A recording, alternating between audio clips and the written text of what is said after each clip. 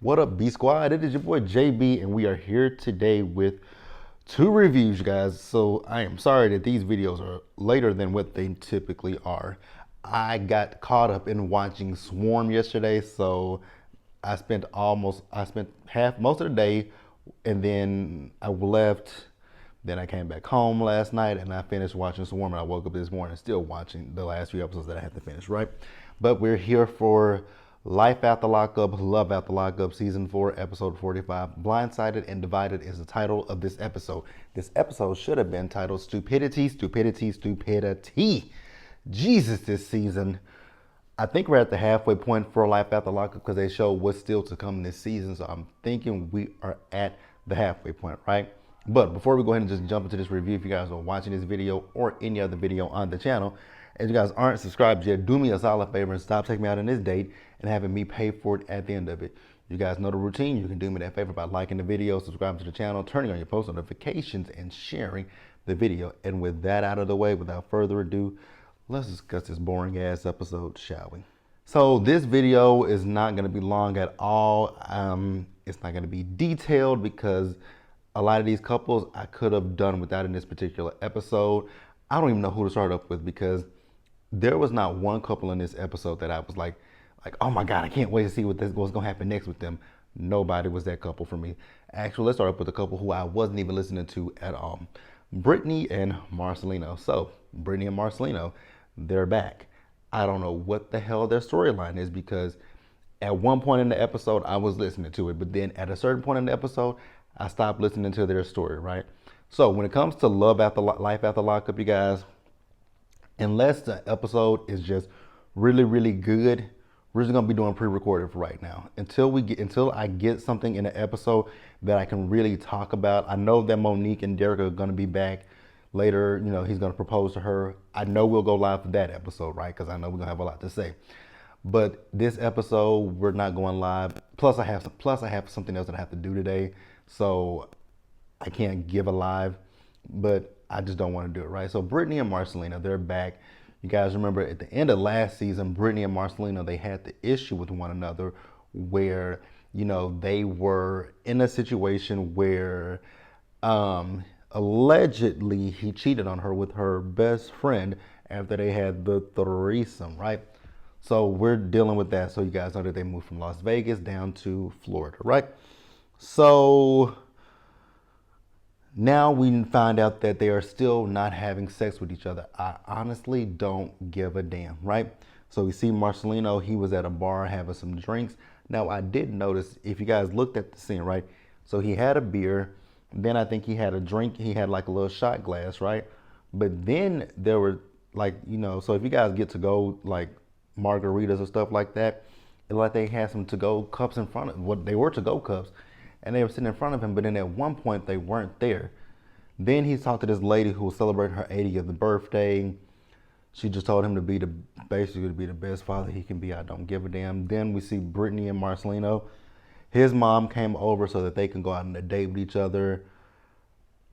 This is where I stopped listening because I don't know what happened. So you guys can fill in the blanks if you want to in the comments section because it just didn't give me anything. And with Brittany and Marcelino, I think WeTV might as well just go ahead and do what they did for everybody else, like Brad Loves Judy.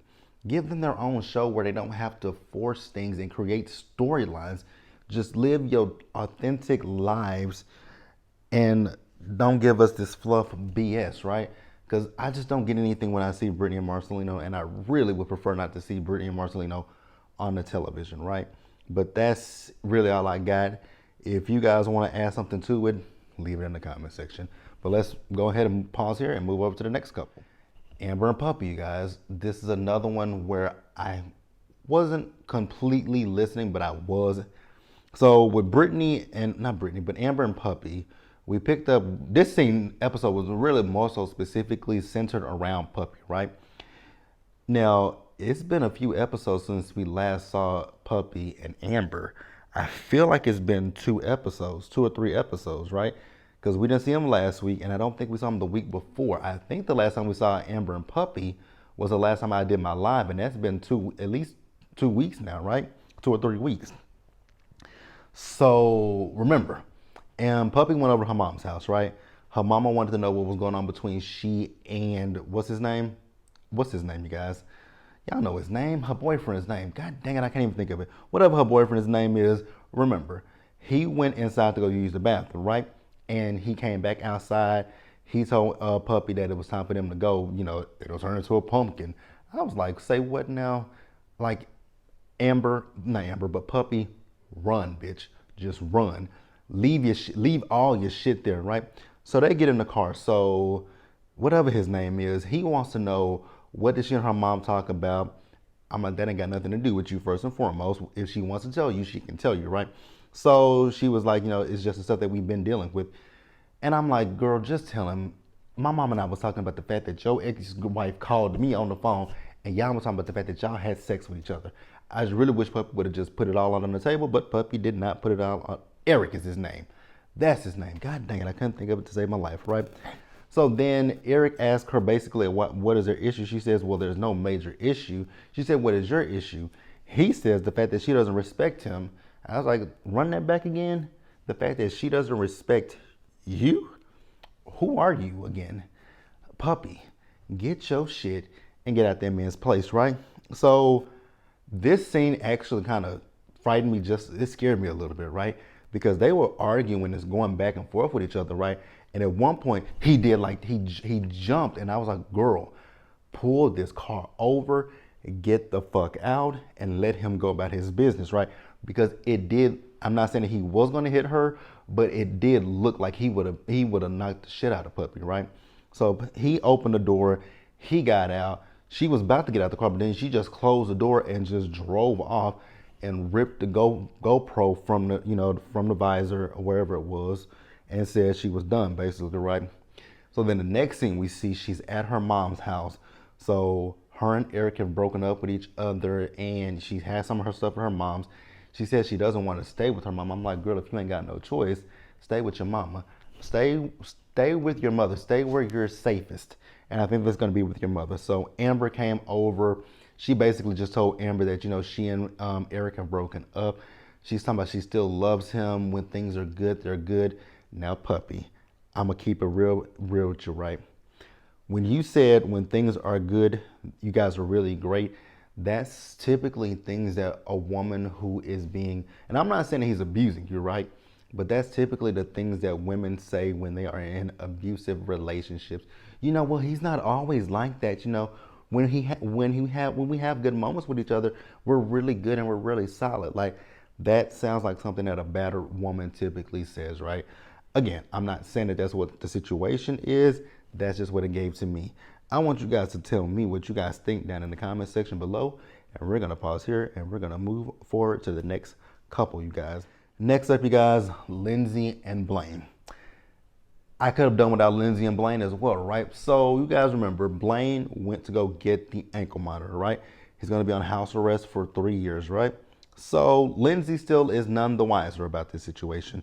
Now, I will be on Lindsay's side for half of a second, right? So when she got back, she was telling him what, you know, she and her and Miley Grace had did. They went shopping. She talked to Miley Grace about the birds and the bees. Then she asked him, so why did your dad bring up marriage? He doesn't know why his dad brought up marriage, but then he says, well, if I asked you to marry me, what would you say? She says, well, do you think we're ready for that? No, y'all are not ready for it. Lindsay this is another couple where I just don't know what's real and what's not, what's reality and what's fake with these two, right? Because this scene in itself, in its entirety, gave me that it was fake, that they were reenacting something that may have previously happened, or I actually scratch that. I don't think that they were reenacting something that previously happened. I think that they had already had this discussion about the ankle monitor, and I think that they just said, let's just do this, let's just put on for the cameras, right? Because the next thing we see them in, you know, Blaine wants to go out and do some wind therapy. I don't know what that meant, right? But Lindsay was like, well, you know, I can give you some vagina therapy, basically, right? So she took her top off, then she took his pants off. She wanted to pull his pants all the way down, but he was like, you know, you can get what you need right there, right?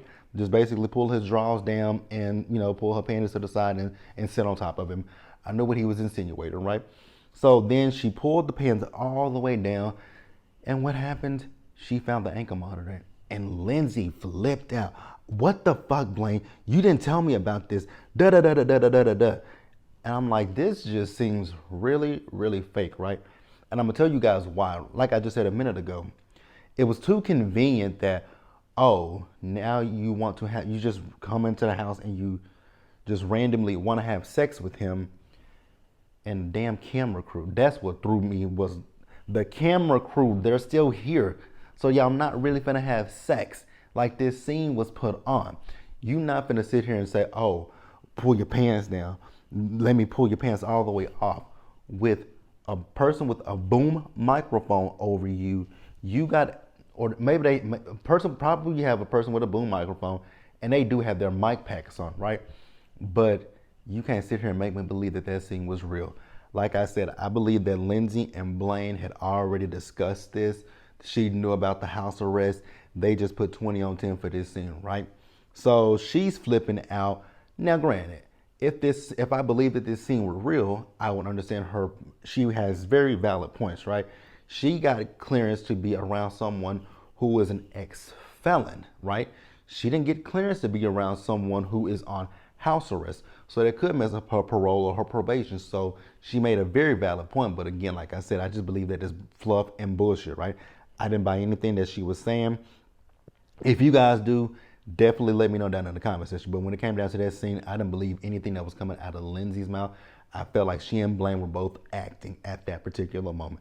The way she just blew up, I'm like, yeah, you can't make me believe that this is real. But let's pause here and move on to the next couple. All right, you guys. So let's just go ahead and get the murderer and the deadbeat out the way. So we see the murderer and she is filling up some water balloons to put them in her chest. I was like, girl, what the fuck is the purpose in putting some water balloons in your titties? You went to the doctor to get a consultation. The doctor put the size boobs that you wanted. The doctors put them in your chest, in your shirt for you to see, in your bra, to see how they would feel. So what's the purpose in you putting these goddamn water balloons that are uneven in your chest? Please make that shit make sense to me, the murderer. So the deadbeat comes in, right? The deadbeat is like the kids are asleep, so the deadbeat wants to have sex with the murderer. The murderer is like, I don't really want to do it. So the deadbeat is like, well, why don't you want to have sex with me? I would say to the deadbeat, look at yourself in the mirror. Would you want to fuck you? I think the fuck not, right? So then the deadbeat and the murderer, they got into it with each other. I couldn't be bothered to give a damn about these two arguing, right? So the murderer says she wants to go outside and have a little smoke break, right? So the deadbeat asked her at one point, so is there someone else? She says no, that there's no one else. Well, technically there is someone else, right? So the deadbeat and the murderer, they're sitting outside, right? So they're sitting in a swing. So the deadbeat is asking the murderer once again, what's going on? So she finally comes clean and tells the deadbeat that, she took her daughter to meet her father. The deadbeat lost me in this particular moment, right? I get that you're upset that she's lied to you because he was like, you go over to your mom's house and then you don't ask me to come with you, right? So I'm going to give him one little point because that is, she is going behind his back and doing these things, right? But that at the end of the day, that is her daughter and that is her daughter's father. And for him to say, well, why does he want to be in her life now? I was like, I know you ain't talking. Deadbeat. You have no room to talk about anybody being in anybody's kids' lives. Go talk to Kelly and your kids and ask them how do they feel about you being a deadbeat. So he and the murderer, they got into it. Again, I cannot be bothered to give a hot rat's brown ass about the deadbeat and the murderer. So that's where we're going to end it with the deadbeat and the murderer. If you guys want to leave anything in the comment section about any of these storylines this week, please feel free to do so because I am over this episode review. Let's pause here and move forward. All right, you guys. So next up is Taylor and Chance, right? So we pick up with Taylor on her Angela Bassett from Waiting to Exhale, right? She's burning Chance's things. The thing that blew me with Chance was the fact when she was talking about who is Jessica, he told her, well, you know, Jessica's my friend. So then she said, well, why did you delete the text messages? He said, well, I deleted the text message because you were asking me who Jessica was. I was like, wait a minute. So this is some reverse psychology bullshit. So because she asked you who Jessica was and you got tired of her asking you about Jessica, you just decided to delete the text messages. Please make that make sense to me. 2 plus 2, right? That's 4, right? But 2 plus 2 is given 3 when it comes to him with his logic. So she asked you who Jessica was. All you had to say is Jessica's a co-worker of mine. We become cool with each other. You know, she asks me things about, you know, she tells me things that's going on in her personal life, da da da da da. But instead, you go through and delete text message threads. That does not make any sense to me because that makes the messages disjointed. But okay, I couldn't be bothered I really don't care. I truly, truly, truly don't care. I'm cool with her burning up his shit. I forgot to mention in last week's episode review when she burned his shit up that he told her she was gonna sleep in the garage. Whose garage? Not that one. I mean, no, her, no, no, no, no, no. No, you go sleep in the garage, right? So she tells him, where we at? So with them, you know, they're gonna be getting induced and Bobby came, right? I was really happy to see Bobby. Bobby looked really good. Now, Chance in his interview was talking about the fact that, you know, Bobby may have smoked a blunt or, you know, maybe she was tired from the drive. I was like, sir, she looks a lot better than the last time we saw Bobby. So, Bobby, you do good. You do you, sis. So Bobby lets them know that she's there for the birth of her nephew and she's also going to be moving back, you know, just for a short time, you know, to see what she wants to spend time with the baby. And then she'll make up her mind if she wants to stay there or if she wants to go back to where she came from, right? Go back where you came from, Bobby. Don't go back to this mess with Taylor and Chance. Please don't. Don't do it. Don't do it. Don't do it. Don't do it. Don't do it. Let's pause here and wrap up this damn episode, you guys. Jesus, this episode just got on my damn nerves. All right, you guys. So we're going to wrap up with Eris and Cameron, the worst of the worst. I don't even really need my notes for Eris and Cameron because I just feel a way about Eris, right? So with Eris, she still is on this tip about Cameron getting a job. I understand where you're coming from, right? But I believe when it comes to Eris, that Eris has unrealistic expectations, right? Number one, this man just recently got out of prison. Number two, this man just recently got to Florida. Where the fuck do you think he's gonna get a job at, right? I know he can probably go to Goodwill, Burger King, McDonald's, somewhere, anywhere, right? A paycheck is a paycheck is a paycheck. I know that that's probably what she's thinking. A check is a check is a check, right? But when it comes down to Cameron, Cameron is unreliable. Like, he's irrational. And I just don't understand what Eris's mind frame was. I don't understand why she married him. Again, I want to preface this by saying, I do not think that Cameron is a bad person. I think Cameron is a good person. I really believe he's a good person. I think that Cameron has skewed priorities.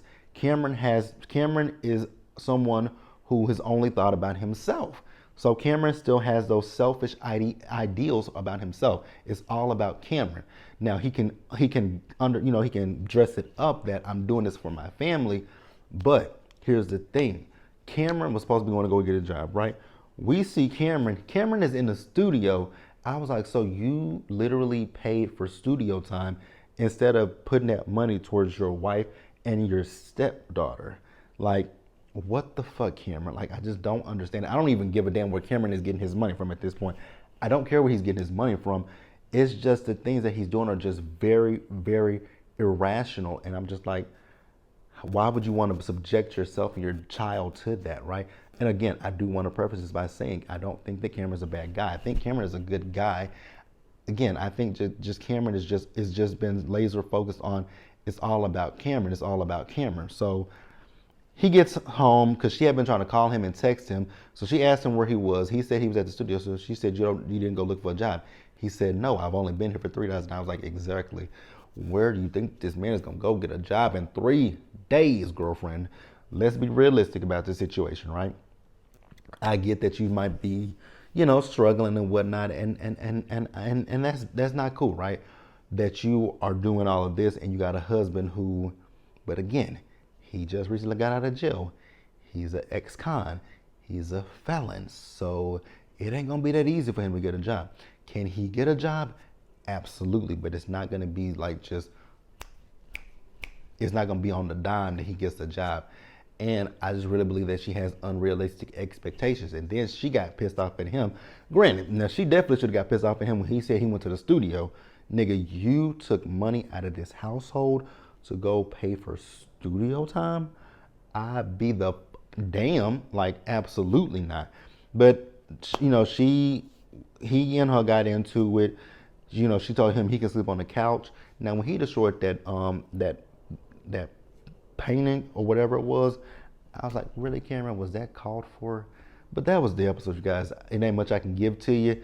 I gave it 21 minutes, and that's really all I could give. I'm just spent with this episode. It was lackluster. It was lackluster. It was boring. It was tired, and it was stupidity. I think damn near everybody, Sean and Sarah, everybody just has stupid moments in this episode. Everybody has some stupid moments in this episode. Everybody. Also, I do want to go back to Taylor and Chance. I know there was some, they were talking about her blood clotting and it possibly cutting out the baby's, airflow. I know that she had the baby, so congratulations to her. I'm happy that she and the baby are happy and healthy, right? Get away from your fiance. That's all I gotta say. But like the video, you guys, leave your comments down in the comment section below. Subscribe to the channel.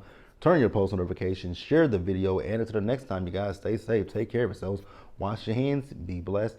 And I'll catch you guys in the next one. Bye.